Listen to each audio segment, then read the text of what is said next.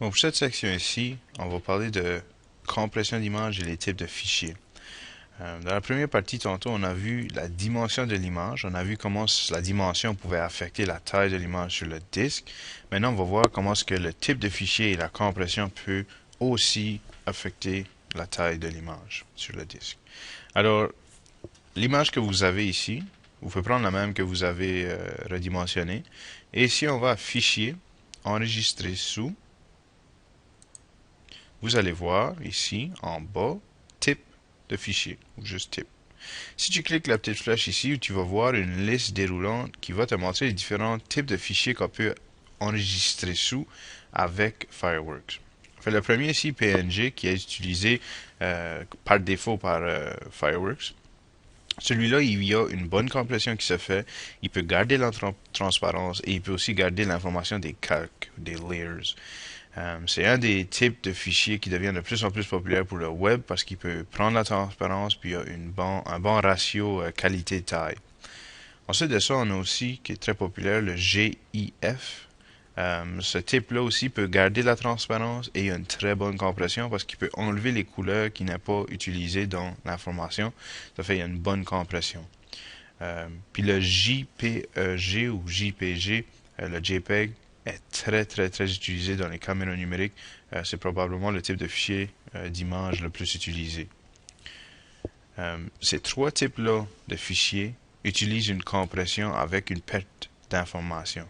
Alors lorsque tu compresses le fichier en JPG, tu vas perdre de l'information de ton image. Puis je vais vous montrer qu'est-ce que la compression fait dans quelques secondes. Mais avant de passer là, je vais aussi vous montrer les types de fichiers comme BMP. Le type de fichier bitmap ou BMP ne fait pas de compression. Euh, le type aussi RAW n'utilise pas de compression non plus, mais c'est des tailles de fichiers énormes. Parce qu'il ne perd pas d'informations, parce qu'il ne compresse pas l'image, il y a aussi une grosse taille. Mais si on parle aux photographes, eux vont utiliser souvent le type de fichier RAW parce qu'il ne perd pas d'informations du tout. Chaque pixel est enregistré. Mais lorsqu'on fait une compression, ils font un algorithme qui prend une section de l'image avec la même couleur et vont faire un bloc qui est exactement la même couleur et non pas une variance de couleur. Je vais vous montrer ça tout de suite. Ici, on va prendre JPEG parce que JPEG a une compression qu'on peut modifier. Si je viens à Options ici, une fenêtre qui va apparaître ici, et à l'intérieur de cette photo ici, pas de cette photo, mais de cette fenêtre ici, je peux jouer avec la compression. Alors ici, je vais juste reculer un peu de mon image pour voir l'image. Je vais vous montrer qu'est-ce qui est le résultat d'une compression. Vous voyez ici le ciel, il y a un genre de dégradé. Mais si je prends ici, puis on peut aussi voir la taille de mon image, qui est 191 kilooctets. Si je prends la qualité ici, la qualité est le montant de compression que je mets dans mon image. Plus bas qu'est le chiffre, plus de compression que j'utilise. Fait, si je descends ceci, la qualité, vous voyez maintenant très facilement la compression qui a été faite à mon image. Vous voyez que la taille diminue à 16 kilooctets, qui est très petit, mais le résultat de ceci est la qualité de mon image a diminué de beaucoup. Si on regarde le ciel, c'est le ciel qui a un plus gros résultat, un plus gros changement. Vous voyez ici, il y a trois grandes lignes de couleurs. Ceci, c'est la compression. Le JPEG, la compression JPEG, a utilisé un algorithme pour voir cette section ici de l'image, ça ressemblait beaucoup. Alors la couleur, ça ressemblait beaucoup. Fait, il a décidé d'effacer toute la couleur et remettre cette couleur ici solide. Fait, il y a juste une couleur qui est utilisée pour cette section ici. Il y a juste une couleur qui est utilisée pour ceci au lieu d'avoir un dégradé de couleur.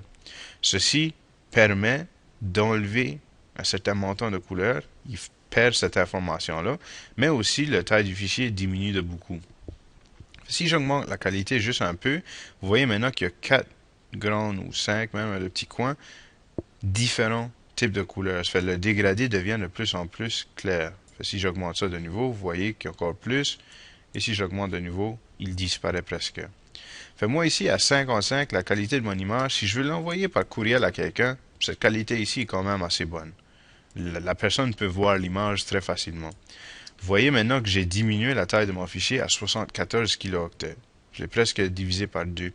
Ça fait la compression ici, on peut jouer avec. C'est sûr, si je l'augmente, vous voyez que le dégradé est encore beaucoup mieux, mais la taille de mon fichier est beaucoup plus gros. 775 kilooctets. Fait, si je le diminue à 55, tu vois presque pas la différence et la taille de mon fichier est beaucoup plus petite. Ça fait là, je pourrais aller à OK et je pourrais enregistrer mon image. Fait, si je change le nom à compresser, je mets enregistrer. Et là, j'ai enregistré mon image. Si je reviens ici, j'ai mes trois images. J'ai petit qu'on avait redimensionné à 187 kilooctets. J'ai l'original qui est à 881 kilooctets. Et j'ai celui-là que j'ai compressé. Puis celui-ci est juste 72 kilooctets. Ça fait d'un courriel, ça s'envoie très rapidement. Même si vous le mettez dans Facebook ou si vous le mettez sur le web, c'est beaucoup plus vite à télécharger. Alors, c'est beaucoup meilleure performance.